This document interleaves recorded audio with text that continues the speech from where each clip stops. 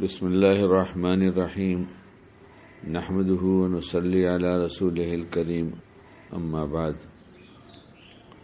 اللہ تعالیٰ نے ہمیں بہت پیاری شریعت دیا، اس پر عمل کر کے نفع ہی نفع ہے، کہیں نقصان نہیں ہے۔ اللہ یہ چاہتے ہیں کہ بندہ ہر وقت نفع اٹھائے، ہر موقع نفع اٹھائے، اور شیطان چاہتا ہے کہ ہر دم نقصان اٹھائے، بندہ نفع نہ اٹھا سکے۔ اس لیے ہر بھلے کام کے موقع پر وہ کہتا ہے بعد میں کرنا، کبھی یہ نہیں کہتا کہ یہ مت کرنا۔ ہمیشہ جب اس کو کسی کام سے روکنا ہوگا تو یہی کہے گا اسے بعد میں کر لینا، اور جہاں برائی کا موقع آئے گا وہاں جذبات بنائے گا کہ فوراً کر لو، ذرا بھی سوچنے کا موقع نہ ہو، جلدی سے کر لو۔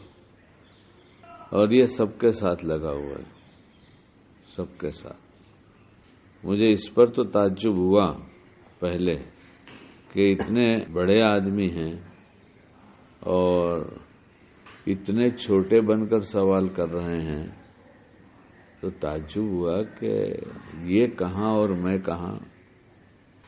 لیکن پھر اس پر بہت سی باتیں کھلی کہ جب آدمی کی نظروں میں خود کی قیمت کم ہو جاتی ہے تو اپنی ضرورت کی بات کسی چھوٹے سے بھی پوچھنے میں عار نہیں ہوتا، اسے شرم نہیں آتی، اپنی ضرورت کی بات پوچھ لیتے ہیں۔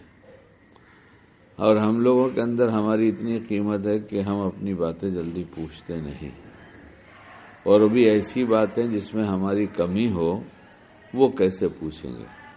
ہم تو مشہور ہی ہو گئے کہ ہم اتنے بڑے ہیں، تو ہم کیسے پوچھیں گے؟ ہم نہیں پوچھ سکتے۔ تو اس پر بڑا تعجب ہوا، ان کی بڑی قدر و قیمت ہوئی کہ اتنے بڑے آدمی ہیں اور مجھ سے پوچھ رہے ہیں، اور یہ بہت سیدھی سادی بات ہے۔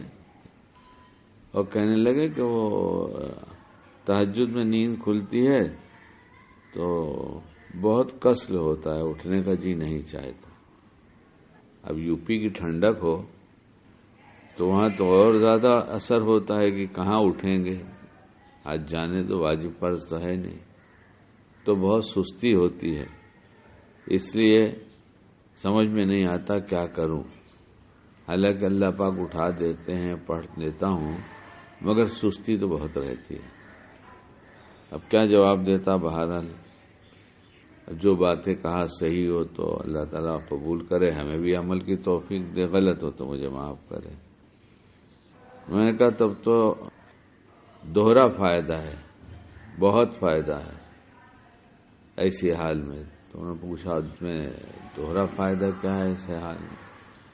نے کہا ایک تو یہ کہ پڑھنے کے لیے جو وہ رکاوٹ ڈال رہا ہے، نہ پڑھنے کی طبیعت بنا رہا ہے، تو اس کی بات پر عمل نہ کرنا گویا طاعت پہ صبر کرنا ہے، کہ ہم صبر کریں گے اور طاعت کا کام کریں گے، نفس شیطان کی بات نہیں مانیں گے۔ تو اس کا ایک فائدہ ہے کہ یہ مجاہدہ ہوتا ہے، اور مجاہدے سے ہدایت کی سطح بلند ہوتی ہے۔ اور اگر طبیعت چاہتی تو کر لیتے تو خالی نیکیاں ملتی۔ اس لیے شیطان کی یہ چاہت کہ اس کا نقصان ہو، جس راستے سے نقصان پہنچاتا ہے اسی راستے سے نفع اٹھایا جا سکتا ہے۔ نہ سمجھ میں آئے تو اس وقت اپنی زبان پکار لینا چاہیے، اللہ پاک شیطان آیا ہمیں بچا لیجیے، ہمیں کیا کرنا چاہیے، جو آپ کو پسند ہے وہی کرنے کی توفیق دے دیجیے۔ انشاءاللہ خود ہی محسوس کریں گے کہ اس سے کتنا فائدہ ہوتا ہے، موقع کا عمل ہونے لگے گا اور موقع کے گناہوں سے بچنے لگیں گے۔ اللہ عمل کی توفیق عطا فرمائے۔